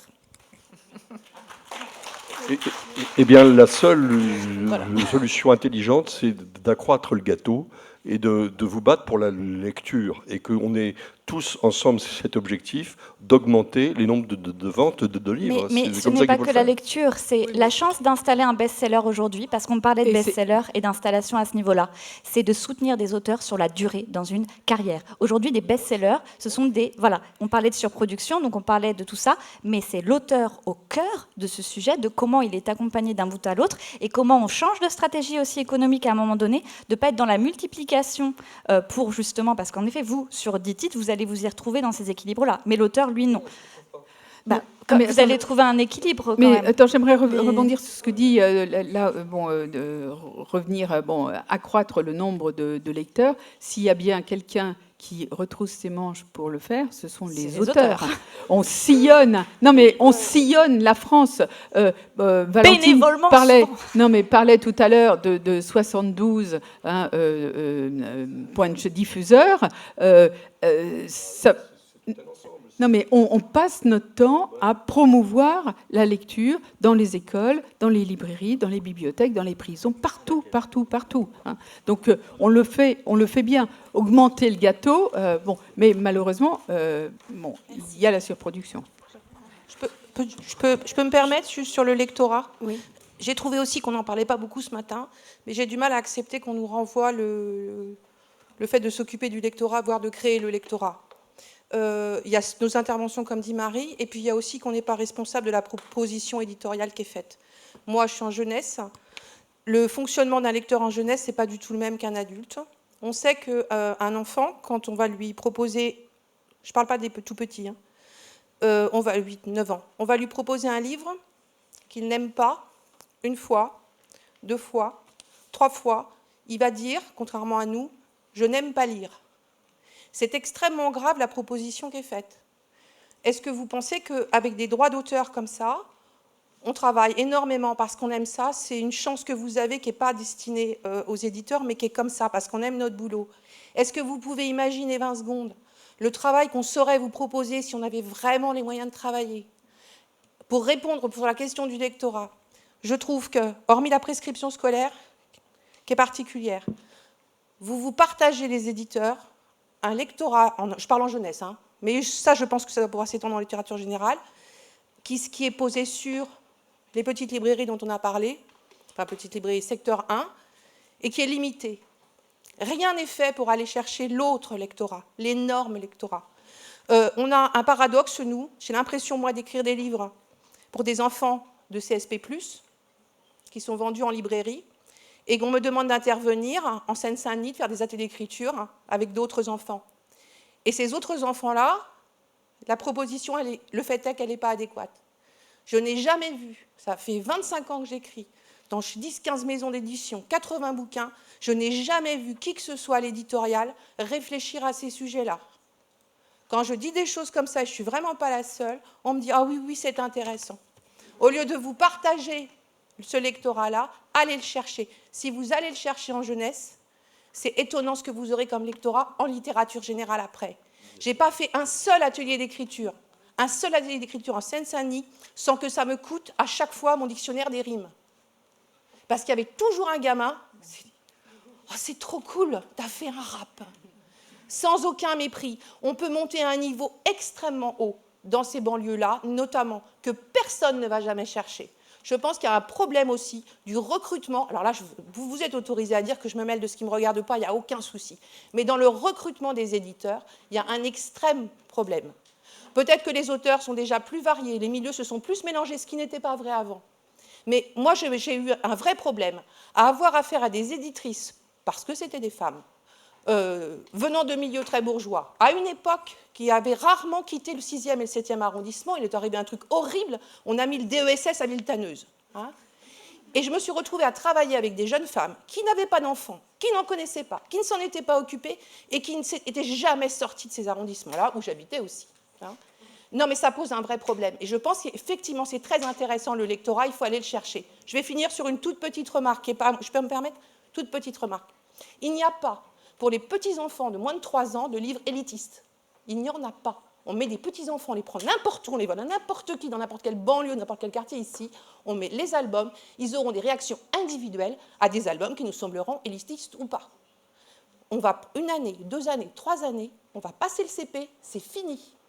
On va faire des livres catégoriels.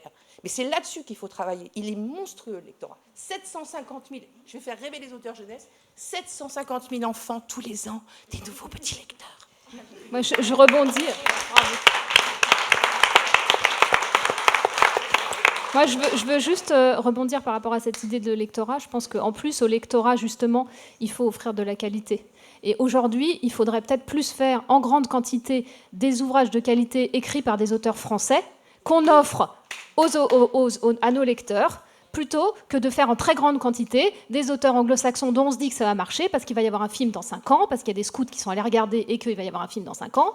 Et effectivement, mieux payer les auteurs français, faire de la qualité à ces gamins-là, qui sont nos lecteurs, ou à d'autres adultes, et ne pas aller faire comme à la télé, où on a fait de la télé-réalité, où on a rabaisser le niveau général en disant la télé-réalité c'est ce qui va plaire, et ben la mauvaise littérature c'est ce qui va plaire et c'est ce qu'on va mettre en masse. Je suis désolée, il y a un truc vertueux à mettre autour aussi de la qualité de ce qui est écrit et de promouvoir des choses qui sont peut-être des prises de risques mais qui sont de la qualité. Et effectivement quand on va les voir, parce que nous on va les voir, nos lecteurs, ils aiment la qualité.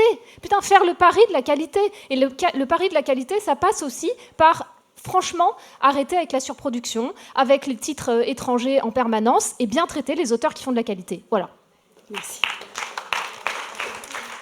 Juste, j'aimerais passer la parole à la dernière intervenante, Géraldine Schwartz, autrice, journaliste.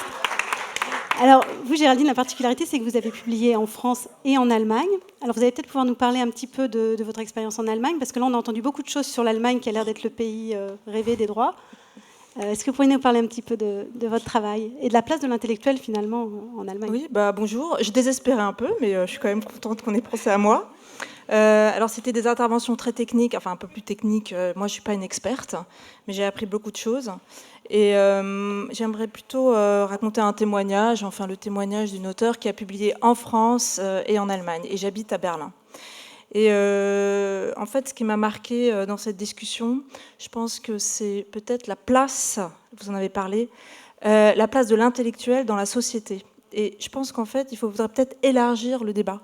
Et il ne s'agit pas seulement d'une confrontation auteur et éditeur, mais c'est comment est perçu l'auteur et l'intellectuel dans la société française, par exemple, par rapport à la société allemande.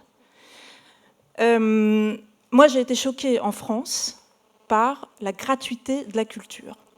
Alors ça, je trouve que c'est en France, on célèbre beaucoup la culture française, on est fiers de ses auteurs, mais on ne les paye pas. Et quand je dis on ne les paye pas, je ne pense pas particulièrement aux éditeurs, mais je pense à toute une série d'instituts, d'institutions, de fondations, privées comme publiques, qui vous invitent. Donc on est censé être honoré d'être invité. Je pense aussi d'ailleurs à la presse, à la radio, à la télévision. Donc ils ne cessent de vous inviter et sous couvert de vous donner de vous offrir une espèce de plateforme pour promouvoir votre livre, eh bien exploitent finalement votre travail. Et donc au début j'acceptais en France parce que je me suis dit bon c'est l'usage. Je crois que vous avez utilisé ce terme.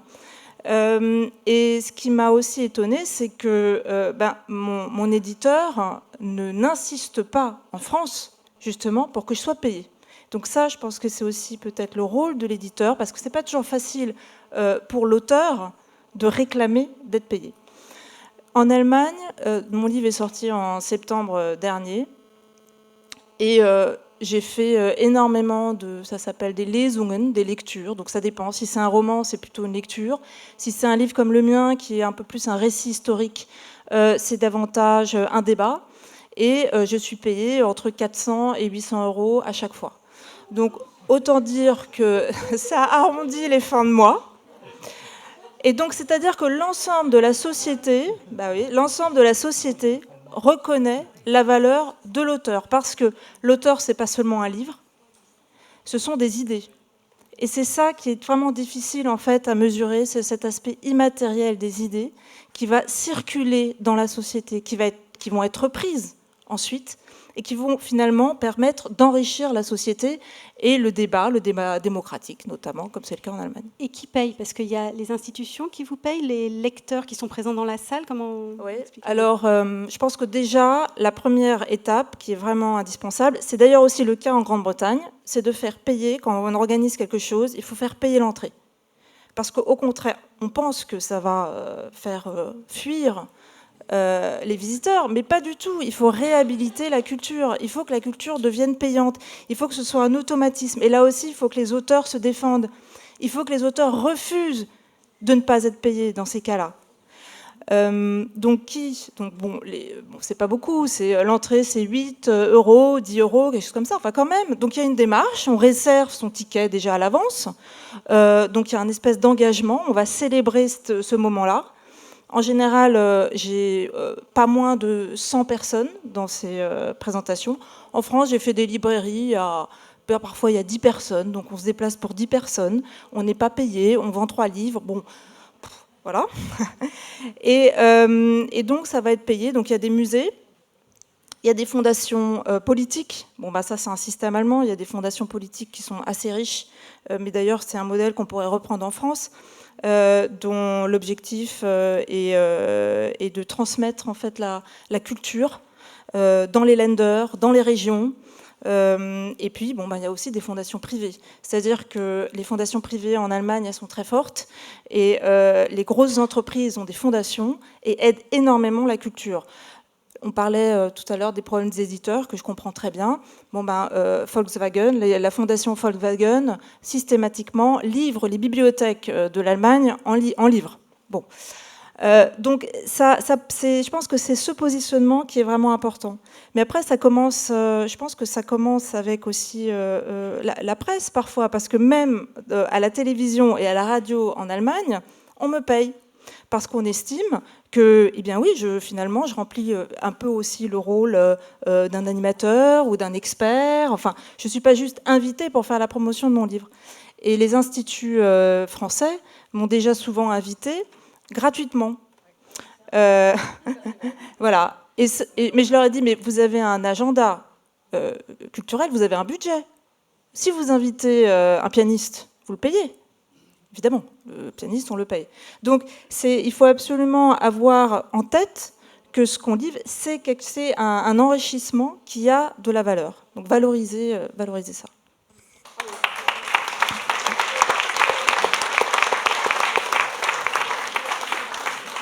J'ai une question au fond, on va passer aux questions. Oui, non, ce n'est pas une question, c'est quelques remarques sur un peu tout ce que j'ai entendu récemment. La première chose, alors juste sur ce que je viens d'entendre, c'est jamais de bénévolat pour des gens qui ne sont pas bénévoles. S'ils sont payés, vous devez l'être. Deuxième remarque, sur les avaloirs. La règle a toujours été, bien que jamais écrite, que en poche, l'avaloir couvrait l'intégralité des droits sur le premier tirage et en grand format, couvrait au moins la moitié du premier tirage. Si un éditeur vous propose moins, c'est qu'il ne va pas s'occuper de votre livre. Et pour s'occuper de votre livre, il faut aussi que dans son personnel, il ait les gens pour s'en occuper dans des bonnes conditions. Pour prendre un exemple personnel, mais je ne dirai évidemment pas pour quels grands éditeurs je vise, ils sortaient à l'époque où j'ai fait un bouquin chez eux, 26 titres par mois. Ils avaient à l'époque 2 attachés de presse, donc 13 livres par mois par attaché de presse. Si on veut sortir 25 titres par mois pour combler la cavalerie qui est celle entre auteurs et diffuseurs, il faut se donner les moyens, donc avoir 5 ou 6 attachés de presse. Donc, embaucher, camarades éditeurs. Embaucher pour pouvoir faire ce que nous, on vous demande, c'est-à-dire la promotion de nos ouvrages. Moi, j'ai entendu tout à l'heure que la promotion d'un ouvrage coûtait à peu près 5% du camembert. Je ne sais pas si j'ai bien entendu. Mais donnez-les-nous, ces 5%. Vous allez voir la putain de promotion qu'on va faire sur nos propres livres. Il n'y a aucun problème. Il faut nous battre pour les 15%, promotion incluse. Voilà. Je peux juste réagir là-dessus. C'est vrai que le soutien, là, ce que j'ai décrit en Allemagne, c'est aussi parce que l'éditeur soutient le livre, l'envoie aux fondations, aux musées, si bien que les idées circulent. Et ça aussi, c'est important. C'est-à-dire que les idées un livre circule et ses idées. Voilà. Je voulais revenir à la charge, en forme d'arrière-garde derrière Marie et Samantha sur la question de la négociation collective.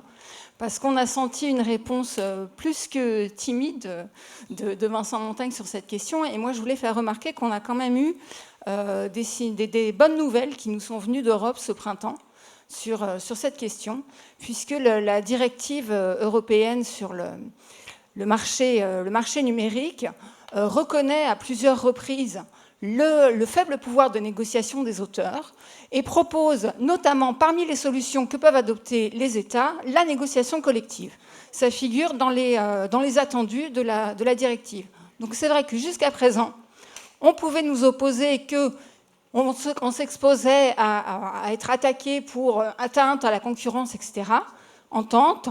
Aujourd'hui, tous les signaux politiques vont dans le sens de la négociation collective.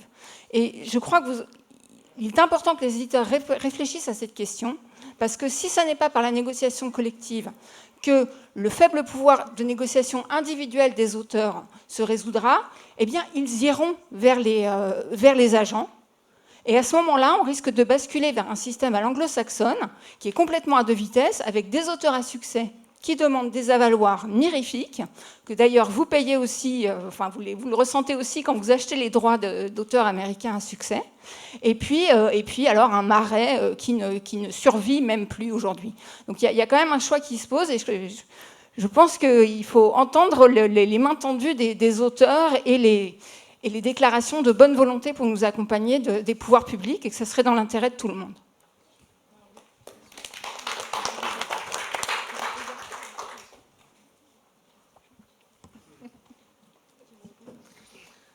Non, mais c'est clair que les agents, c'est pas une génération spontanée. Les agents, ils arrivent quand les auteurs se sentent fragilisés, sinon on n'existe pas. Donc plus les auteurs, plus on est dans un système qui s'industrialise, plus on est dans un système où les auteurs ont besoin de reprendre en main leurs revenus et qu'ils se sentent fragilisés, plus les agents ont du boulot, on est d'accord. Mais ça n'empêche pas les négociations collectives et qui sont tout aussi, oui, qui sont tout aussi importantes, et les deux ne sont pas exclusifs les uns des autres. Quant au système à deux vitesses, je crains qu'on y soit déjà. Donc de toute façon, agent ou pas agent, je crains qu'on soit déjà dans un système à deux vitesses. Et il n'y a vraiment que la surproduction, enfin cette question de la surproduction qu'il faut enrayer. Je voudrais juste moi dire, alors ça c'est chacun son dada, et je comprends très bien que vous vouliez aller vite et que vous ayez des exigences très vite. Moi je pense que si on avait une plus grande visibilité sur les droits d'auteur versés par les éditeurs, savoir où vont ces droits d'auteur. Est-ce que ça va vers des auteurs français? Est-ce que ça va vers des auteurs étrangers? Et je ne suis pas d'accord sur ce que vous disiez tout à l'heure, les auteurs français d'abord, faut faire attention à ce genre de discours. Je comprends ce que vous vouliez dire, mais enfin bon, la littérature étrangère, elle est aussi très très riche, et heureusement qu'on l'a. Donc, est-ce que ça va vers des auteurs français? Est-ce que ça va vers des auteurs étrangers? Est-ce que ça va vers des traducteurs? Est-ce que ça va vers des directeurs de collection? Est-ce que ça va... Voilà, où va cette enveloppe? Et une fois qu'on aura une visibilité, on pourra peut-être avancer aussi dans des négociations collectives. Juste sur cette question de l'auteur français, elle est quand même importante. On est dans le pays de l'exception culturelle. On est dans un secteur du livre qui est régulé par l'idée de l'exception culturelle. On a le prix unique du livre. Nous avons un secteur qui est régulé pour tous les intervenants de la chaîne du livre, sauf pour nous. C'est ça la réalité dans laquelle on est aujourd'hui. La question des auteurs français, bien sûr, ça n'exclut pas. Mais moi, ce qui a fait que j'ai été choquée, que je me suis engagée, c'est quand j'ai appris les montants des avaloirs qui étaient versés juste pour des cessions de droits. Donc on parle juste de l'acquisition de droits pour la France versus des auteurs jeunesse avec 1 000 € d'avaloir, 5%, et qui doivent se retrouver à faire des tournées de promotion. C'est-à-dire que sur cette double vitesse, comme on le disait, on y est déjà, et qu'on doit trouver un équilibre pour aussi valoriser nos créateurs français. Je veux juste faire un petit commentaire avec... vous avez tous eu l'occasion de venir au Salon du Livre de Paris, et là vous observez en nature, enfin en vraie nature, l'engouement notamment des jeunes vers ce qui est young adult, new romance, un certain nombre d'auteurs étrangers. Je rappelle que dans la décennie 2000, le temps de lecture des jeunes a réaugmenté avec Harry Potter. Donc moi je n'opposerai pas ces problématiques françaises, étrangères.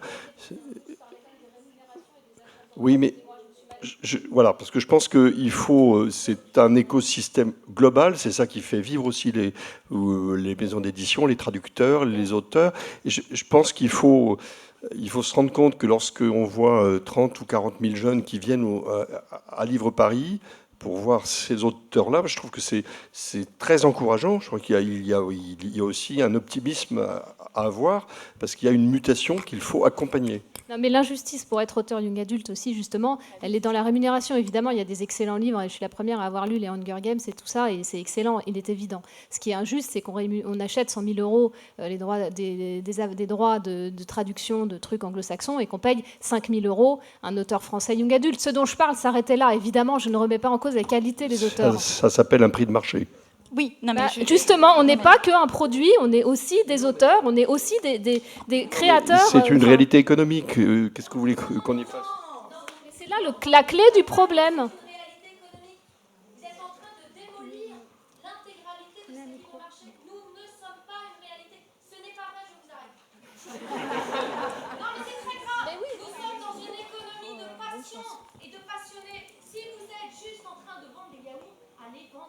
Et puis c'est la télé-réalité dans 5 ans. Non.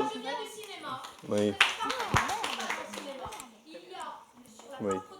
Il y a une assiette, une fourchette qui permet de rémunérer les auteurs indépendants de cinéma. C'est une économie qui est évidemment actuellement, comme l'édition, extrêmement perturbée, mais jamais, vous entendez, jamais il y aura un producteur indépendant qui se permettrait de dire ce que vous voulez dire. C'est extrêmement grave, non stop. Je vous arrête, non. Mais non, mais moi j'ai... Et non, ne vous énervez pas, parce que ça sert à rien. Je pense que là vous allez vous allez un peu loin. Ça n'a rien à voir.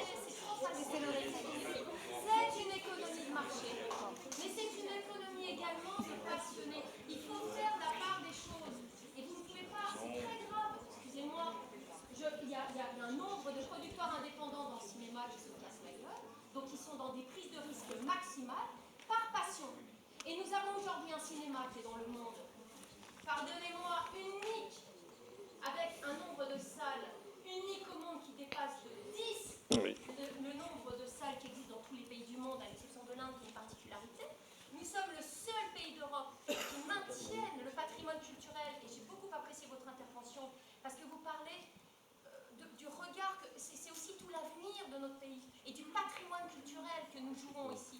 Et donc quand vous dites porter un regard, miser, prendre un risque sur une qualité intellectuelle, ce n'est pas seulement une économie de marché, c'est une économie patrimoniale. On est d'accord, mais je ne vous laisse pas dire que, sachant qu'il y a 74% des maisons d'édition en perte, que ce ne sont pas des passionnés. Je suis désolé, nous sommes des passionnés. Vous ne pouvez pas dire le contraire.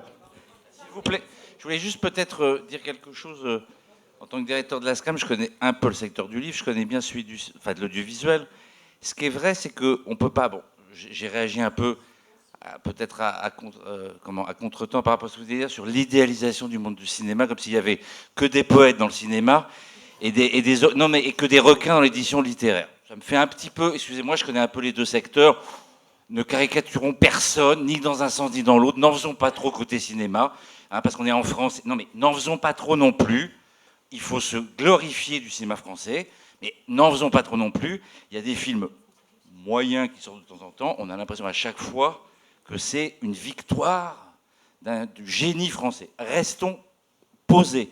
Il y a des éditeurs qui font bien leur boulot, il y a des producteurs de cinéma qui font bien leur boulot, il y a des producteurs de cinéma qui le font moyen, et il y a des éditeurs qui font un boulot moyen. Ce que je veux dire, ce qui est très important, c'est que vous trouverez toujours...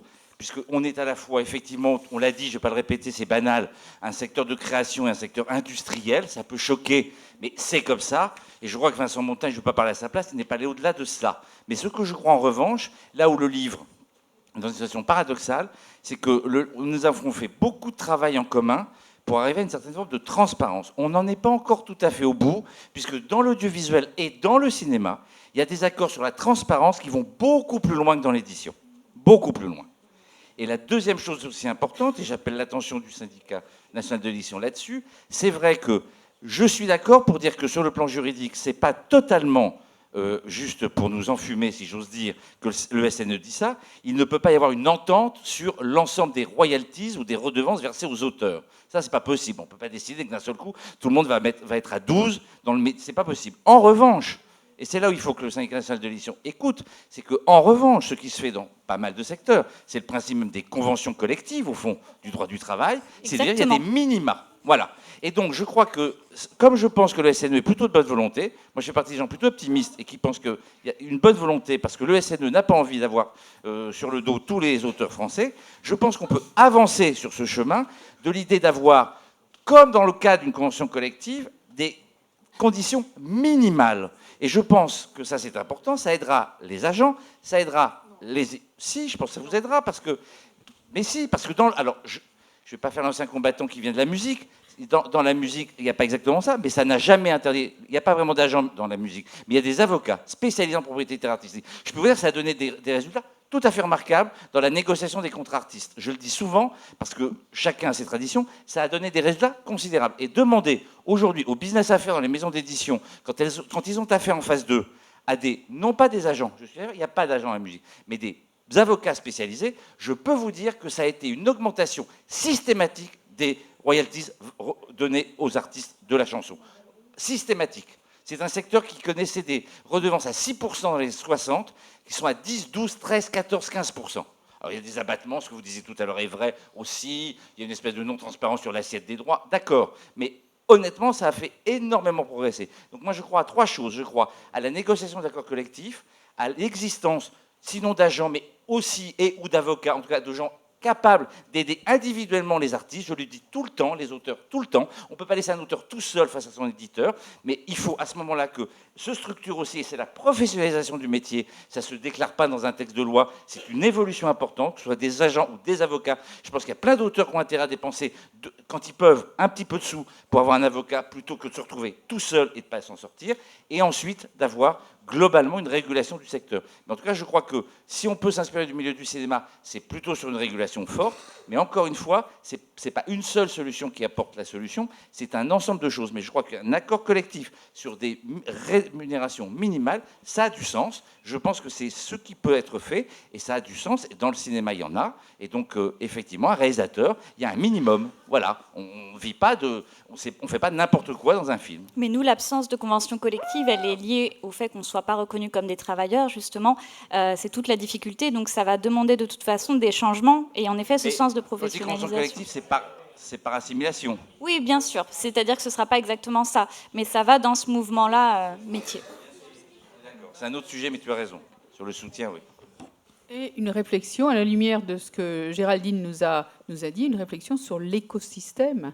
Hein. C'est ça qui est intéressant, justement, pour sortir de notre histoire de pourcentage, peut-être élargir la réflexion ensemble. Hein.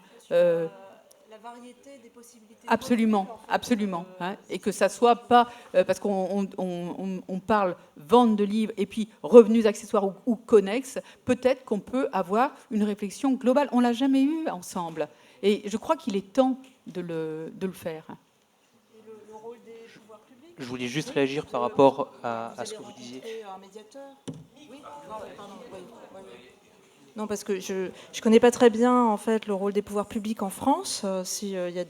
Quelles sont les subventions, comme vous disiez tout à l'heure que le ministre de la Culture s'est proposé pour servir d'intermédiaire, mais il faudrait qu'il propose plus, parce que comme disait Madame, ça fait partie du patrimoine.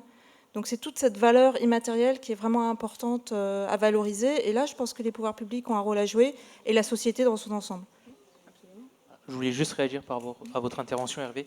Ce qui a été, sur deux points, le premier qui a été justement souligné par Vincent Monadé, justement le cinéma, effectivement la situation est très différente, c'est effectivement un chiffre d'affaires beaucoup plus important, 1,2, 1,3 milliards, et je leur dis pour toute la salle, et effectivement dont 600 millions, presque 700 millions qui sont du soutien. Le deuxième point, quand vous disiez effectivement que les auteurs ont tout à gagner à se faire accompagner ou par un avocat ou par un agent, il faut faire très attention au fait que ce sont des accompagnements qui sont très différents. Un avocat ne peut accompagner que sur la question de la négociation du contrat. C'est leur déontologie même qui leur interdit d'avoir toutes les activités de placement, de vente, etc. Là où l'agent peut apporter autre chose. Voilà, c'était tout.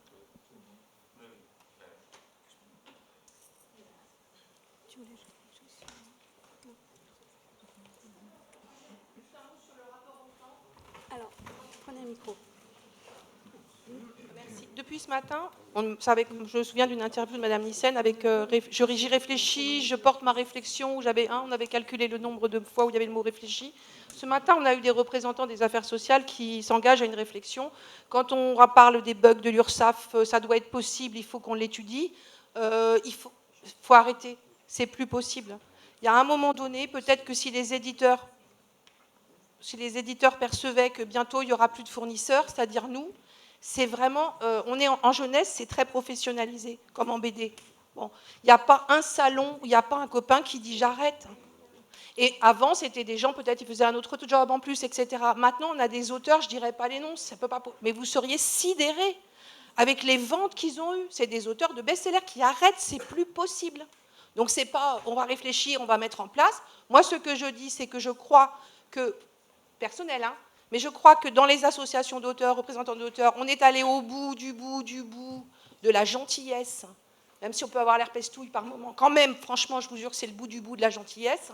Il y a un moment, ça va falloir qu'on reprenne à ce moment-là. S'il ne se passe rien, ça ne sera pas au bon vouloir. Qu'est-ce qu'on va faire comme action pour obliger, si ce n'est pas compris comme ça? Qu'est-ce qu'on fait? On prend tous les éditeurs, on regarde le moins disant, le pire, et on se l'offre. Qu'est-ce qu'on fait? Mais c'est pas... Et pourquoi pas? Il y a un moment de... Oui, mais les copains, ils se les sont offerts. Et on ne laissera pas les auteurs disparaître. Alors... mais ce que dit Sophie est très très important, c'est qu'aujourd'hui, et moi je le vis au quotidien, j'essaie de faire passer ce message parce que de terrain, c'est pas toujours facile à percevoir.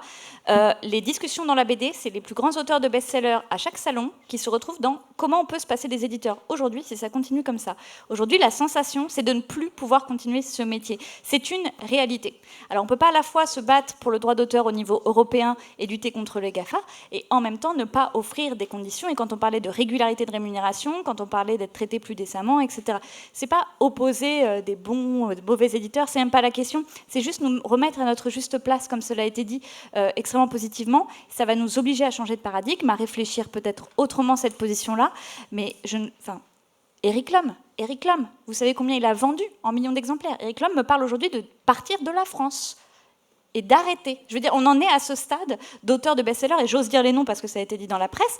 Nous, on s'est déjà organisé d'annoncer quand est-ce qu'on arrêtera, si à la fin on a ces réformes dont on a parlé ce matin qui nous écrasent, avec des dysfonctionnements qui rendent notre vie quasiment impossible, et en même temps, cette dégradation. C'est un métier passion, certes, mais il faut à un moment donné là que ce soit repris en main à la mesure de l'urgence qui nous réunit aujourd'hui. Merci beaucoup, Samantha. Je crois que ça va être le mot de la fin. Merci infiniment à tous ceux sur le plateau d'avoir répondu, échangé, et à la salle. Je passe le micro à Pascal Horry pour la conclusion. Merci.